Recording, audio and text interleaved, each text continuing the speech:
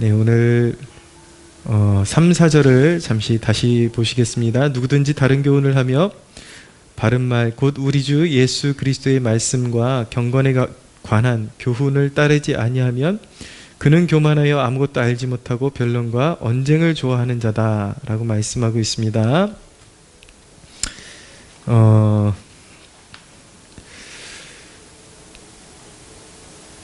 이렇게 성도들을 이렇게 말씀으로 인도하면서 한 사람의 목회자로서 마음이 놓이지 않는 이유는 무엇이냐면, 요즘 인터넷 그런 미디어 영상 매체가 발달하게 되면서 여과기가 따로 없이 온갖 메시지가 섞여서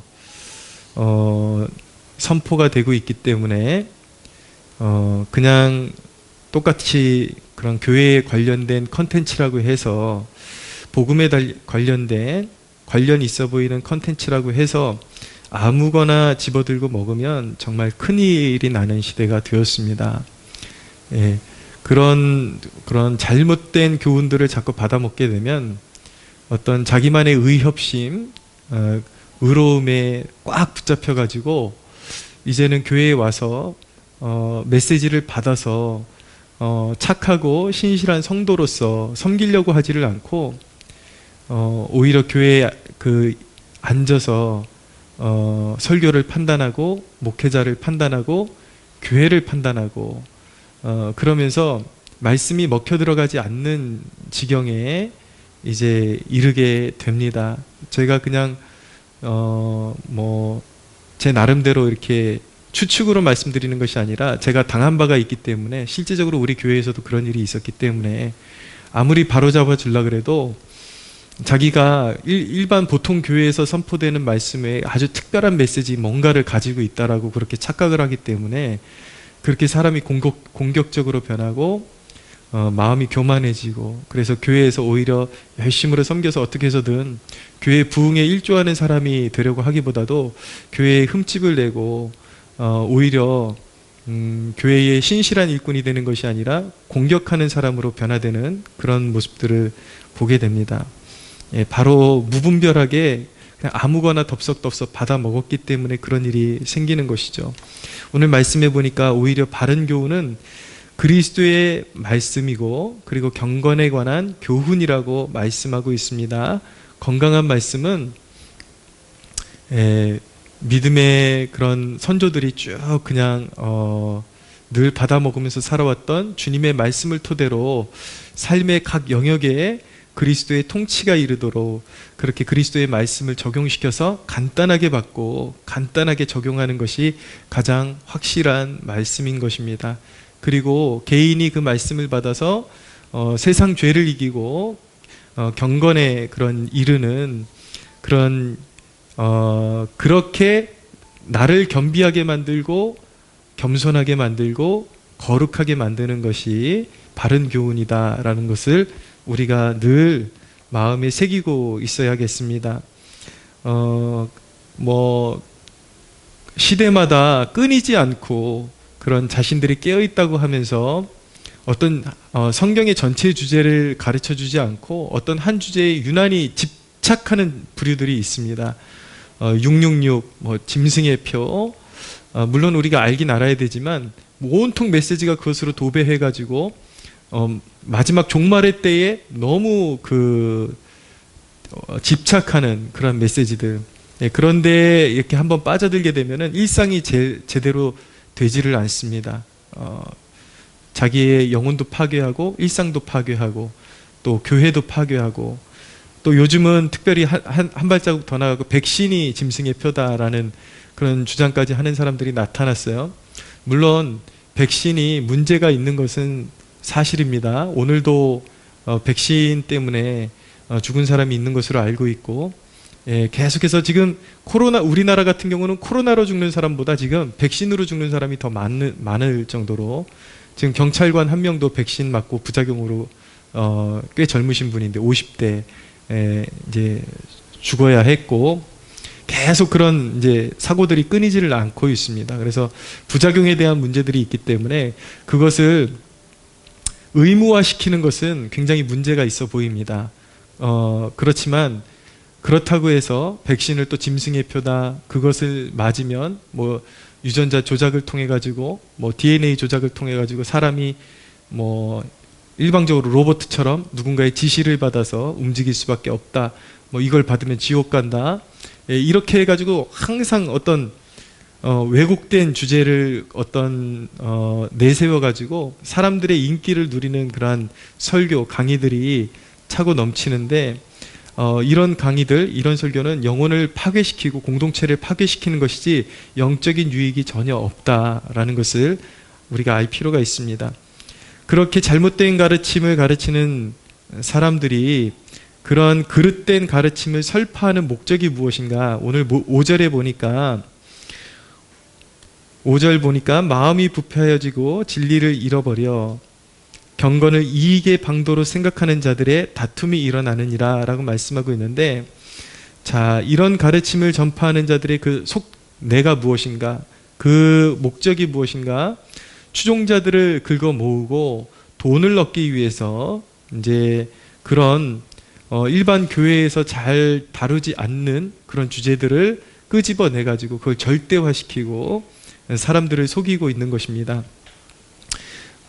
돈이 인생의 목적이 되면 하나님 앞에서 잘못된 삶의 방식으로 살게 되기 때문에 반드시 심판을 받게 됩니다. 그래서 하나님의 사람에게 필요한 그런 덕목이 무엇인가? 그것을 오늘 말씀에 자족이라고 말씀하고 있습니다. 6절을 보십시오. 그러나 자족하는 마음이 있으면 경건은 큰 이익이 되느니라 라고 말씀하고 있죠. 자, 오늘 본문이 조금 특이한 방식으로 흘러가는데 어떤 이단에 대한 경계에 대한 말씀으로 시작해가지고 이제 돈의 그런 속성, 그리고 돈을 사랑해서는 절대로 안 된다라는 그런 주제로 흘러가고 있습니다. 자족이라는 것은 무엇인가? 스스로 만족하는 것이거든요. 근데 그리스도인들이 자족할 수 있는 이유는 무엇이냐면 하나님이 그의 자녀들을 돌보시고 반드시 필요에 맞게 공급하신다라는 믿음을 가지고 우리는 살아가는 사람들이기 때문에 그 믿음 안에서 우리는 자족할 수 있는 것입니다. 하나님께서 우리에게 꼭 맡겨주신다라는 그 믿음 가지고 살면은 지금 당장 많은 돈이 없어도 염려하지 않게 되고 또 그것에 집착하느라고 많은 근심과 염려에 붙잡히지 않을 수가 있게 되는 것이죠. 행복이라는 것은 간단합니다. 자족하면 행복이 옵니다. 하나님을 믿고 신뢰하고 하나님께서 주신 것들 어김이 없이 주셨다라는 그 믿음 가지고 살아가면 만족하며 살아갈 수 있게 되는 것입니다. 7절 8절을 보십시오. 우리가 세상에 아무것도 가지고 온 것이 없음에 또한 아무것도 가지고 가지 못하리니 우리가 먹을 것과 입을 것이 있은즉 족한 줄로 알 것이니라 라고 말씀하죠. 자, 하나님의 말씀이 가난을 예찬하지는 않습니다. 가난해야 된다 그런 말씀도 아니고요. 예, 가난을 겪어본 사람들은 가난이 얼마나 불편한지 압니다. 그렇기 때문에 무슨 성경이 가난을 예찬하거나 뭐 그런 것은 아닙니다. 돈이 없으면 불편한 것은 사실입니다. 그래서 기독교인들은 절대적으로 신앙의 가치 아래서 돈을 모으고 관리할 줄 알아야 하는 것입니다.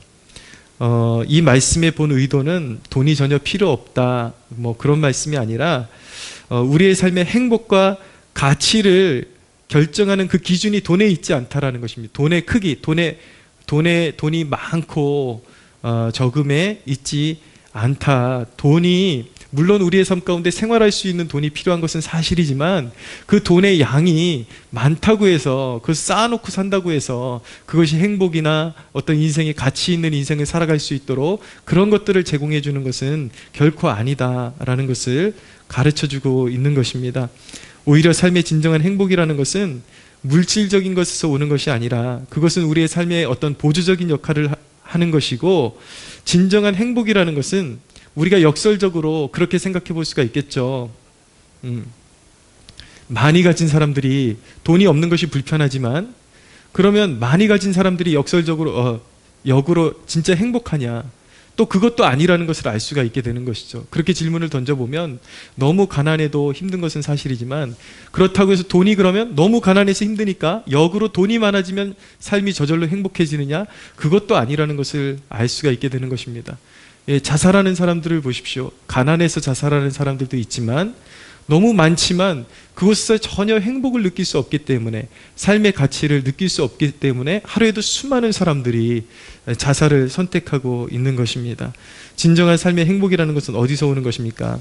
그런 물질적인 근원에서 오는 것이 아니라 우리가 하나님이 원하시는 마음을 소유하고 순종의 마음을 가지고 하나님께서 우리를 부르신 사명에 몸담을 때에 하나님께서 우리에게 원하시는 삶을 우리가 순종하며 살아갈 때에 거기서 자연스럽게 하나님께서 주시는 만족과 하늘의 기쁨이 우리에게 주어져 오는 것입니다. 할렐루야. 9절에서 10절을 보십시오. 부하려 하는 자들은 시험과 올무와 여러 가지 어리석고 해로운 욕심에 떨어지나니 곧 사람으로 파멸과 멸망에 빠지게 하는 것이라. 돈을 사랑함이 일만하게 뿌리가 되나니 이것을 탐내는 자들은 미혹을 받아 믿음에서 떠나 많은 근심으로써 자기를 찔렀도다 라고 말씀하고 있죠. 자, 돈이 인생의 목적이 되면 첫째, 결국에 어떻게 되는가? 하나님보다 돈을 더 사랑하게 되어 있습니다. 그리고 두 번째, 결국 하나님을 위한 삶이 아니라 자기 목적에 하나님을 끌어들이게 되고 하나님을 위해 사용할 수 있는 시간을 낼 수 없게 됩니다. 결국 돈을 사랑하면 수단과 방법을 가리지 않고 돈을 벌어야 되기 때문에 하나님께 바칠 시간은 여유롭지를 않은 거예요. 그래서 맨날 하나님 나라의 고귀한 사역에 초청하면은 사람들이 하는 말이 늘 바쁘다. 돈 한 푼이라도 더 벌기 위해서 하나님을 위해서 할애할 수 있는 시간은 전혀 나지를 않는 것이죠. 그러나 그런 인생은 영적으로 매우 가난한 인생이요, 빈약한 인생이요, 하나님 앞에서 상급을 받을 수 있는 것이 전혀 없는 정말 영적인 거렁뱅이와 같은 인생이라는 것을 이 세대가 깨달을 필요가 있는 것입니다. 여러분, 우리가 바쁜 와중에 이 주중기도에 오는 의미가 무엇입니까? 이것은 우리가 생각하는 것보다 첫째로는 지상 사명이 있기 때문에 우리가 주중에 모이는 것입니다. 단순히 우리가 주일 예배로 끝내는 것이 아니라 복음의 문을 열어달라는 그런 간청, 그리고 교회의 부흥의 불길이 어디서 오는가? 기도의, 성도들의 모임과 기도를 통해서 오기 때문에 우리는 그 지상 명령을 잘 감당하기 위해서 우리에게 주어진, 우리가 그루터기 교회라는 그 교회로 부름을 받았는데 그 부르심 안에서 지상 사명을 잘 감당하고 민족 복음화와 세계 복음화의 불씨를 당기는 그런 기도의 미랄이 되기 위해서 우리가 모인 거죠. 그것이 첫째 목적이죠. 그러나 또 한 가지의 목적이 있는데 이 기도회의 의미는 무엇인가? 바로 돈이 우리의 삶의 목적이 아니라 하나님 나라가 우리의 삶의 목적이라는 것을 선언적으로 자기의 삶 가운데 스스로 자기의 삶에 선언하는 것입니다. 내 삶의 목적은 물론 더 돈 버는데 달려들 수 있고 더 많이 바쁘게 살 수 있지만, 그렇지만 의식적으로 그 흐름을, 시간의 흐름을 끊고 이 자리에 나와서 하나님 나라를 위해서 기도의 헌신함으로 말미암아 내 삶의 목적이 돈을 버는 것이 아니라, 돈에 있는 것이 아니라, 그런 물질적에 있는 것에 있는 것이 아니라 하나님 나라의 내 삶의 목적과 나의 부르심의 이유가 거기 있다는 것을 선언하고 선포하는 자리가 이 수요 기도 모임의 이유요 목적임을 믿으시기 바랍니다. 그렇기 때문에 여러분, 그러나 우리 성도들이 더 많이 그런 영적인 비밀을 깨달아갔으면 좋겠습니다. 무엇이냐면 무조건 돈을 추구한다 그래서 돈이 많이 벌어지는 것도 아니고, 하나님께 자신의 인생의 경영을 이 기도에 나온다라는 것은 또한 모험일 수 있거든요. 정말 바쁜 사람에게는 그 흐름을 끊고 여기에 나오는 것이 하나의 모험이 될 수가 있습니다. 그러나 하나님이 내 삶의 주권자라는, 하나님이 나의 공급의 그 근원이라는 고백을 가지고 내 삶의 흐름을 끊고 나왔을 때에 하나님께서 오히려 그 삶을 더 돌보아 주셔서 내가 굳이 그렇게 발버둥 치면서 뛰지 않아도, 계속 벌기 위해서 뛰지 않아도 하나님께서 내 삶을 영위할 만큼 그리고 선한 일을 감당할 만큼 항상 채워주신다라는 것을 발견할 수 있게 되는 것입니다. 그것을 발견하는 것이 축복인 것입니다. 우리 성도들이 일해야 할 때는 물론 근면하면서 성실하게 일하는 것이 우리 그리스도인의 자세지만, 분명한 것은 그렇게 열심히만 뛴다 그래서 돈이 모이는 것은 아니라는 것을 우리 성도들이 알고, 오히려 만물의 근원이 되시고 그리고 통치자가 되시는, 그리고 공급자가 되시는 하나님의 영광을 위해서 시간을 드릴 때에 하나님께서 내가 감당할 수 없는 영역까지 하나님께서 돌보아 주신다라는 그 믿음을 우리 성도들이 소유했으면 좋겠습니다. 할렐루야. 네, 그 믿음을 소유해야 하는 것입니다. 파수꾼이 아무리 경성할지라도 여호와께서 돕지 않으시면 그 파수꾼의 경성함이 헛되다라고 말씀하고 있습니다. 아무리 열심히 해도 하나님께서 그 일을 밀어주시고 도와주셔야 그것이 의미가 있고 많은 결실을 맺는 것이지, 무조건 자기 열심만 가지고 사라지는 것은 아니다라는 것을 알아야 되는 것이죠. 오늘 10절에 보니까 돈을 사랑함이 일만하게 뿌리가 된다라고 말씀하고 계신데, 예수님은 친히 말씀하셨습니다. 재물과 하나님을 동시에 섬길 수 없다라고 말씀하셨습니다. 이 이야기는 그리스도인에게 돈이 필요 없다는 얘기가 아니라, 말씀드린 것처럼 그리스도인으로서 돈을 버는 방식은 따로 있다라는 것을 말씀하고 있는 것이죠. 그러나 많은 사람들의 경우에 재물을 하나님보다 더 사랑하는 것이 분명하다는 것을 숨길 수 없는 사실인 것입니다. 그러나 예수님은 분명히 재물과 하나님을 동시에 섬길 수 없다라고 말씀하셨습니다. 그리스도인의 삶의 목적은 경건한 사람이 되는 것이어야 하고, 복음을 전하는 생명의 사업을 일구는 것이어야 하는 것입니다.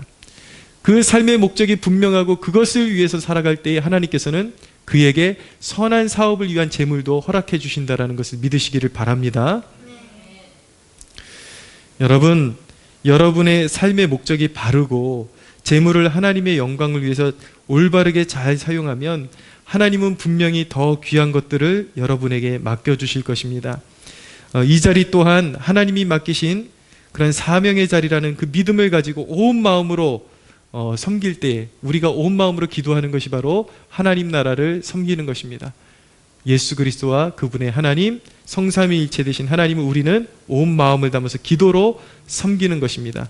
그렇게 온 마음으로 섬길 때 하나님께서 영광 받으시고 여러분들의 삶을 붙들어 주실 것을 믿으시기 바랍니다.